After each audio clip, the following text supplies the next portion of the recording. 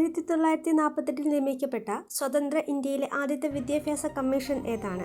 A. Yashpal commission, B. Mudaliar commission, C. Radhakrishnan commission. Answer C. Radhakrishnan commission. തന്നിരിക്കുന്നതിൽ doctor Radhakrishnan കമ്മീഷന്റെ പ്രധാന ലക്ഷ്യമായിരുന്നത് എന്താണ്? എ. വിദ്യാഭ്യാസത്തിന്റെ ദേശീയ മാതൃക, ബി. ഹയർ സെക്കൻഡറി വിദ്യാഭ്യാസം, സി. സർവകലാശാല വിദ്യാഭ്യാസം. Answer C. സർവകലാശാല വിദ്യാഭ്യാസം. തന്നിരിക്കുന്നതിൽ ഡോക്ടർ രാധാകൃഷ്ണൻ കമ്മീഷന്റെ ശുപാർശകളിൽ പെടുന്നത് ഏതൊക്കെയാണ്? എ. തൊഴിലധിഷ്ഠിത വിദ്യാഭ്യാസം, ബി. UGCയുടെ രൂപീകരണം, സി. സ്ത്രീ വിദ്യാഭ്യാസത്തിന് പ്രാധാന്യം.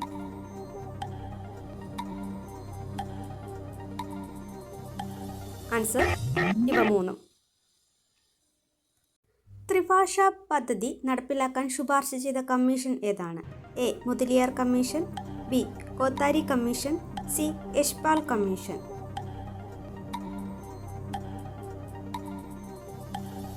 Answer A. മുതലിയാർ കമ്മീഷൻ. അധ്യാപക പരിശീലന സമിതി രൂപീകരിക്കാൻ നിർദ്ദേശിച്ച കമ്മീഷൻ ഏതാണ്? A. Mudaliar commission, B. Kothari commission, C. Yashpal commission. Answer A. Mudaliar commission. ഇന്ത്യയുടെ ഭാവി നിർണ്ണയിക്കപ്പെടുന്നത് ക്ലാസ് മുറികളിലാണ്. ഇങ്ങനെ അഭിപ്രായപ്പെട്ടത് ആരാണ്?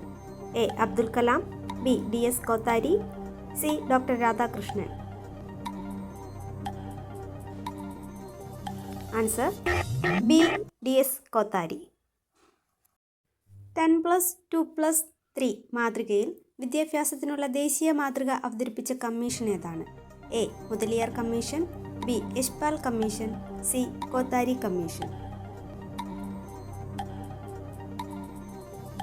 Answer C. Kothari commission.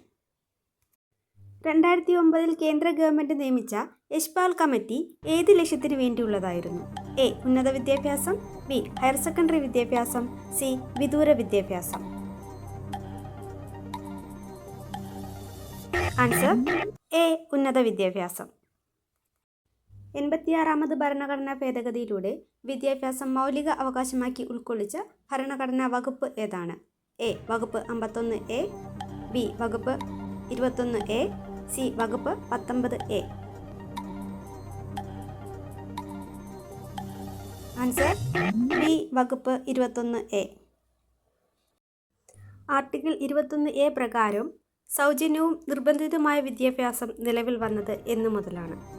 A. 2008, B. 2009, C. 2010. Answer C. 2010. കുട്ടികളുടെ വിദ്യാഭ്യാസ അവകാശത്തെ പറ്റിയുള്ള ഇന്ത്യയിലെ ആദ്യത്തെ ഔദ്യോഗിക നിർദ്ദേശം മുന്നോട്ട് വച്ചത് ആരാണ്? A. Ramamurthi committee, B. Muhiram Saikia committee, C. Tapas Majumdar committee.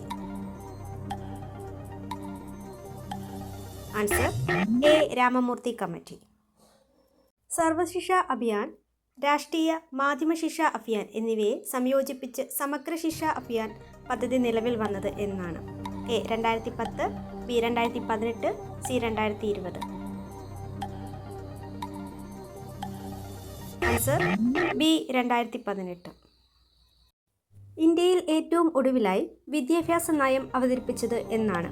A. 2022, B. 2018, C. 2020. Answer C. 2020. 2020 അവതരിപ്പിക്കപ്പെട്ട കസ്തൂരി രംഗൻ അധ്യക്ഷനായ വിദ്യാഭ്യാസ കമ്മീഷൻ നിർദ്ദേശിച്ച വിദ്യാഭ്യാസ മാതൃക ഏതാണ്? എ. 10+2+3, ബി. 5+3+4, സി. 5+3+3+4.